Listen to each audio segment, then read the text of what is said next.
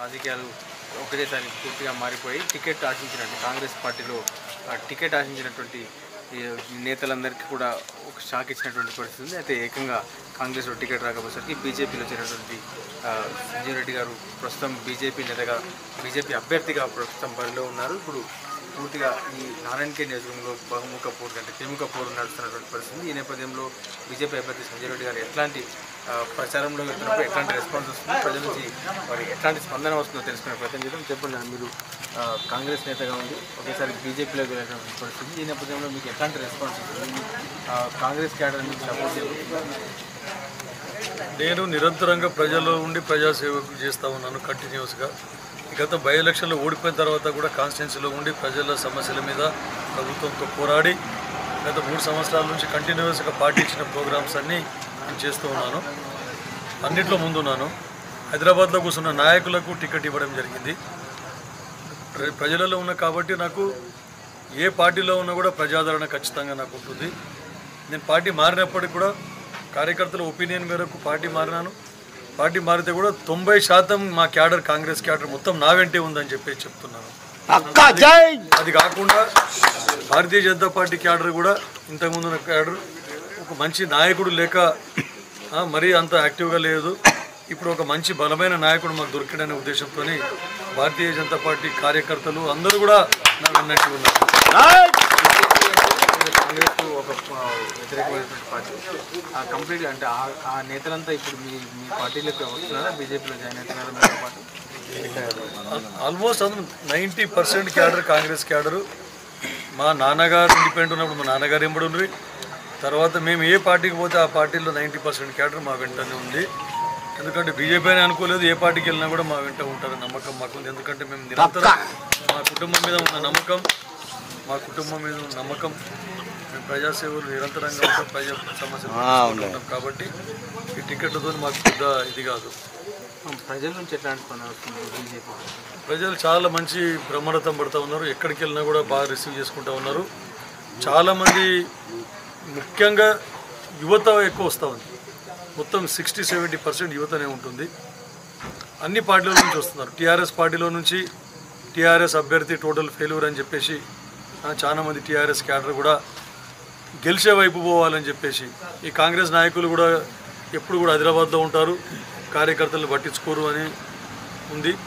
అది నిజం కూడా. వాళ్ళందరూ కూడా పనిచేసే నాయకుని దిక్కుపోదామని నా వైపు మొగ్గు చూపుతున్నారు. టీడీపీ క్యాడర్ ఏదైతే మహాకూటమిలో ఉందో కాంగ్రెస్కి సపోర్ట్ చేయడం ఇష్టం లేక కాంగ్రెస్ టికెట్ పొందిన నాయకులకు, ముఖ్యంగా కాంగ్రెస్ తరఫున టికెట్ పొందిన నాయకులు వాళ్ళు ఎలాంటి ఎప్పుడు ప్రజల గురించి పట్టించుకోరు అనే ఉద్దేశం వారిలో కూడా బలంగా నాటుకుపోయింది. కాబట్టి అలాంటి క్యాడర్ టీడీపీలో మహాకూటమికి సపోర్ట్ చేయనటువంటి నాయకులు కాంగ్రెస్ పార్టీ అభ్యర్థి మీద అంత ఆసక్తి లేని వారే చాలామంది ఉన్నారు. వాళ్ళందరూ కూడా సంజయ్ రెడ్డి బీజేపీలో ఉన్నప్పటికీ కూడా ఆయనకు చేద్దామని చెప్పేసి నా వైపు చాలామంది ఆకర్షితులై మా పార్టీలో కలుస్తూ ఉన్నారు. బీజేపీ నారాయణఖేడ్ అంటేనే ఒక అభివృద్ధి లేని ప్రాంతంగా చెప్పుకుంటే ఈ 4.5 ఏళ్ళలో తెలంగాణ ప్రభుత్వం ఏర్పడిన తర్వాత విపరీతమైన అంటే ఈ బై ఎలక్షన్ తర్వాత కూడా విపరీతమైన అభివృద్ధి జరిగింది. అవే మాకు ఓట్లు తెస్తాయంటూ కూడా టీఆర్ఎస్ దాన్ని మీరు అభివృద్ధి ప్రజలకు అన్నీ తెలుసు. గత బై ఎలక్షన్లో యాక్చువల్గా కళ్ళబొల్లి మాటలు చెప్తూ తర్వాత ఇది అరచేతిలో స్వర్గం చూపించి అధికార దౌర్జన్యంతోనే, అధికార బలంతోనే అందరి భయభ్రాంతులకు గురి చేసి ఓట్లు దండుకొని గెలవడం జరిగింది తప్ప అదొకటే కాకుండా అయినా ఏం కాకుండే మా కాంగ్రెస్ క్యాడర్ ఇప్పుడైతే మేము కాంగ్రెస్ నాయకులము పెద్ద నాయకులం అని చెప్పుకుంటా ఉన్నారు. వాళ్ళందరూ హరీష్ రావు గారికి 2 కోట్ల నగదుకు 4 కోట్ల సివిల్ వర్క్స్కు అమ్ముడు పోయి నాకు వెన్నుపోటు పొడిచి నా ఓటమికి కూడా కారణం కావడం ముఖ్యం. ఇది ఎందుకంటే నా కాంగ్రెస్లో లూప్ హోల్స్ అన్నీ ఇచ్చి కాంగ్రెస్ క్యాడర్ను మొత్తం టీఆర్ఎస్కు పంపించి కాంగ్రెస్ పార్టీ ఓటమికి కారకులైన వాళ్ళు బై ఎలక్షన్స్లో. వీళ్ళు చెప్పిన ఏదైతే హామీలు ఉన్నాయో ఒక్కటి కూడా నెరవేరలేదు. ప్రజలు అది బాగా గమనిస్తూ ఉన్నారు. ప్రజలు పశ్చాత్తాపడే ఈసారి ఖచ్చితంగా నన్ను గెలిపిస్తామని ఎట్టి పరిస్థితులు అని చెప్పేసి అందరూ ఉండ్రి, నా వెంటనే ఉండ్రి. కాకపోతే టికెట్ ఇవ్వనందువలన కొంచెం క్యాడర్ డిస్టర్బ్ అయినమాట వాస్తవమే. ఆయన కోలుకుంటున్నారు. చాలామంది కార్యకర్తలు మీరు ఏ పార్టీకి వెళ్ళినా మీ వెన్నంటి ఉంటామనంటే ధైర్యంతో నేను ఒక నేషనల్ పార్టీ ఉంది కాబట్టి అని నేషనల్ పార్టీ మద్దతు ఉండాలి నాకు కూడా అని చెప్పేసి బీజేపీలో చేయడం జరిగింది. సరిహద్దు ప్రాంతాల్లో ఇంకా అభివృద్ధి జరగాల్సి ఉంది.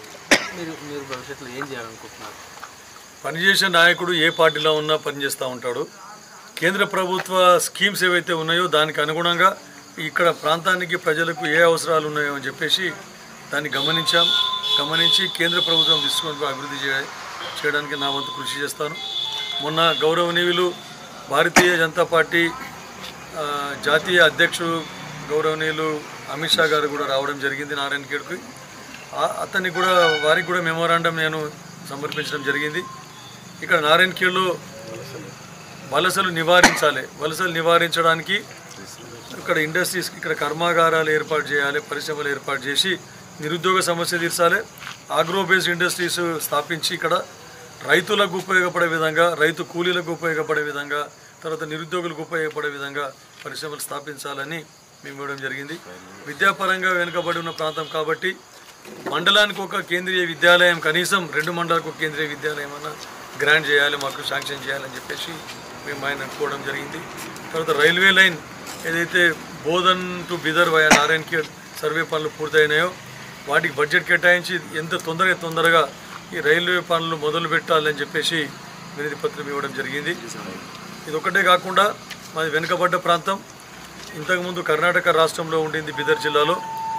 అయితే హైదరాబాద్ కర్ణాటక ఏదైతే ఉందో ఇప్పుడు హైదరాబాద్ కర్ణాటక ప్రాంతంలో 371J ఆర్టికల్ 371J చట్టాన్ని అమలు చేస్తూ ఉన్నారు. దాని ప్రకారం ఏదైతే ఉందో స్థానికంగా ఉన్న ఖాళీలన్నీ, స్థానికంగా ఉన్న ఉద్యోగాలన్నీ స్థానికులతోనే 75% 80% స్థానికులతోనే భర్తీ చేయాలని చట్టం చెప్తున్నది. తర్వాత ఏ ప్రాజెక్ట్స్ వచ్చినా కూడా ఆ ప్రాంతానికి తగిన వాటా కేటాయించాలని చెప్పేసి వైద్యపరంగా కానీ, విద్యాపరంగా కానీ, పరిశ్రమలు కానీ ఏ వచ్చినా కూడా ఈ వెనుకబడ్డ ప్రాంతానికి ప్రయారిటీ ఉండాలని చెప్పేసి చట్టంలో పేర్కొబడ్డది. తర్వాత ఈవెన్ ఇరిగేషన్ ప్రాజెక్ట్స్ వచ్చినా కూడా ఈ ప్రాంతానికి సాగునీటి ప్రాజెక్టులు ఏవైతే వచ్చినా కూడా ఈ ప్రాంతానికి ఖచ్చితంగా వాటా ఇవ్వాలని చెప్పేసి దాంట్లో ఇవ్వడం జరిగింది. ఆ చట్టంలో ఉంది. ఆ చట్టాన్ని ఇంప్లిమెంట్ చేయాలి. హైదరాబాద్ కర్ణాటక తరాలు స్పెషల్ గ్రాంట్స్ ఇవ్వాలని చెప్పేసి ప్రతి సంవత్సరం బడ్జెట్లో అలాట్ చేసిన దానికంటే స్పెషల్ గ్రాంట్స్ ఆ ప్రాంతానికి ఒక్కొక్క నియోజకవర్గానికి 100 కోట్లకు తగ్గకుండా బడ్జెట్ ఇవ్వాలని చెప్పేసి చట్టంలో పేర్కొబడ్డది. ఆ చట్టాన్ని మేము మా ప్రాంతానికి కూడా వర్తింపజేసి ఇంప్లిమెంట్ చేయాలని చెప్పేసి కేంద్ర ప్రభుత్వాన్ని కోరడం జరిగింది.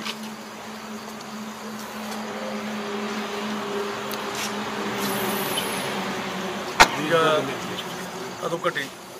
ముఖ్యంగా మీరు చెప్పినట్టు ఈ ఎన్నో కార్యక్రమాలు కిషారెడ్డి గారు, మా నాన్నగారు గత 40 సంవత్సరాల నుంచి ఎన్నో కార్యక్రమాలు చేసుకుంటూ అభివృద్ధి కార్యక్రమాలు చేసుకుంటూ వస్తేనే ఈ క్యాడర్ని కాపాడుకోగలిగాడు. లోకల్ మేనిఫెస్టోని ఇంప్లిమెంట్ చేయాలని చెప్పేసి మేము లోకల్లో ఇక్కడ మాకు ఏమేమి అవసరాలు ఉన్నాయో గుర్తించి ఆ అవసరాలకు అనుగుణంగా కేంద్ర ప్రభుత్వ స్కీమ్స్ ఏమైతే ఉన్నాయో ఆ స్కీమ్స్కి అనుగుణంగా అభివృద్ధి సాధించాలి. ఇక్కడ ఇన్ఫ్రాస్ట్రక్చర్ కానీ అవన్నీ కానీ దాని గురించి శాంక్షన్ చేసుకోవాలని చెప్పేసి మేము శాంక్షన్ చేసుకోవడానికి కృషి చేస్తాం. ఇది అంటే నారాయణఖేడ్ నియోజకవర్గంలో లోకల్ మేనిఫెస్టోతో పాటు ఇక్కడ స్థానికంగా ఉండే సమస్యలన్నీ పరిష్కరించేందుకు కృషి చేస్తామని, ఇప్పటికే కాంగ్రెస్ పార్టీ టికెట్ ఇవ్వనంత మాత్రాన ఎలాంటి నష్టం లేదని, బీజేపీకి కాంగ్రెస్ నేతలంతా కూడా బీజేపీలోకి చేరేందుకు ఇంట్రెస్ట్ చూపుతున్నారంటే మొత్తంగా ఇటు సొంతంగా ఉండే పేరుతోనే నేను గెలవబోతున్నానంటూ కూడా సంజయ్ రెడ్డి గారు చెప్తున్నారు. కెమెరామెన్ గోపాల్తో శ్రీధర్, V6 న్యూస్, సంగారెడ్డి.